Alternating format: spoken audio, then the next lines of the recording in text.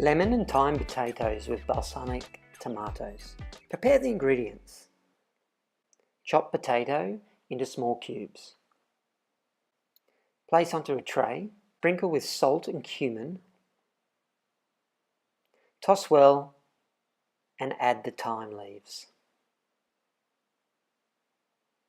Place in an oven at 180 degrees Celsius or 360 Fahrenheit. Chop tomatoes into quarters. Chop onions into quarters. Chop the eggplant into pieces.